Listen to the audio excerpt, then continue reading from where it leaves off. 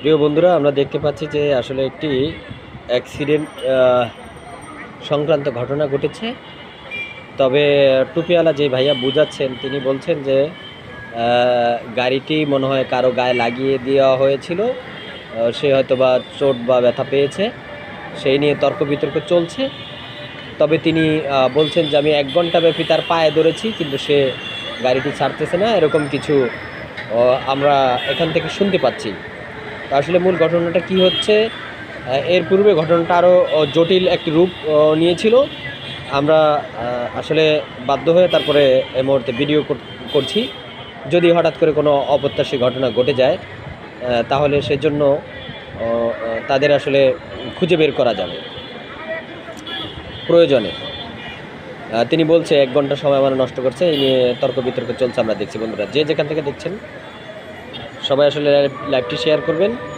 প্রত্যাশিত অপ্রত্যাশিত অনেক সময় অনেক ঘটনা ঘটে যায় চলার পথে, তাই বলে দেখা গেছে আসলে মানসিক এবং দিকগুলো চিন্তা করতে হবে যে আসলে আমার কতটুকু মানে তার সাথে আচরণ খারাপ করা ভালো করার কতটুকু বিষয় আছে এবং কতটুকু করা প্রয়োজন।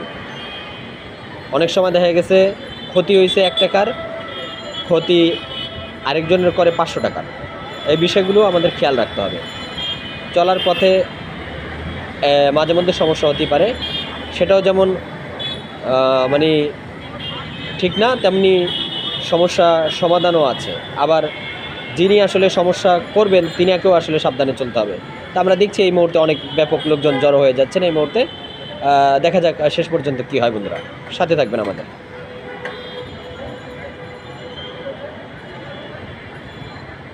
বন্ধুরা, আমরা দেখতে পাচ্ছি একটি বাকবিতণ্ডা শুরু হয়েছে।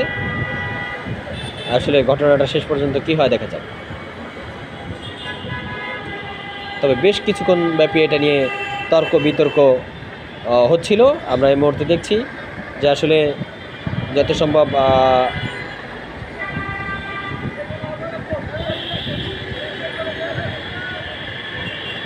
আমরা দেখছি লাল গেঞ্জি গায়ে দেয়া একজন তর্ক বিতর্ক করছেন। তার আসলে উদ্দেশ্য কি সেটিও বুঝবার বিষয় আছে।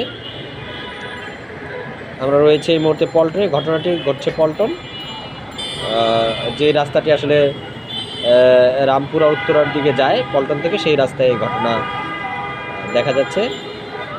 এরে ডাকে ওরে ডাকে, দেখি কি হয়, ঘটনা কি হয়।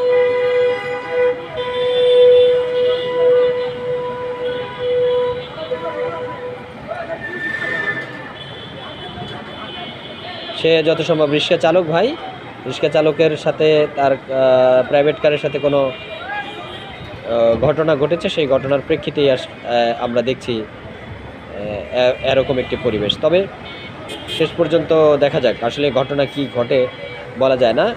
এখানে দুর্ঘটনা ঘটার সম্ভাবনা রয়েছে, যেহেতু রিক্সাওয়ালা সাহেব আসলে কোনোভাবেই ছাড় দেওয়ার লোক না, সেখানের লোকজন তাকে বোঝাবার চেষ্টা করছেন। আমরা দেখতে পাচ্ছি যে লাল গেঞ্জি গায়ে দেওয়া লোকটা অনেক বোঝাবার চেষ্টা করছেন, কিন্তু সে আসলে কোনো কথা বুঝছেন না এই মুহূর্তে। তবে শেষ পর্যন্ত ঘটনাটা কি ঘটে আমরা দেখি। আমরা দেখছি সে গাড়ির সামনে থেকে সরছে না এবং গাড়ির সামনে এসে পড়ছে।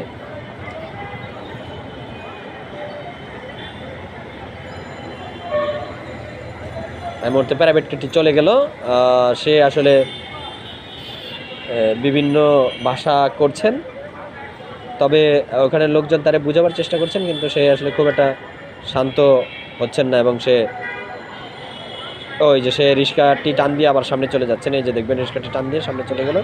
আমরা দেখব যে সে সামনে গিয়েও আসলে কোনো রকমের বাকবিতণ্ড সৃষ্টি করতে পারে।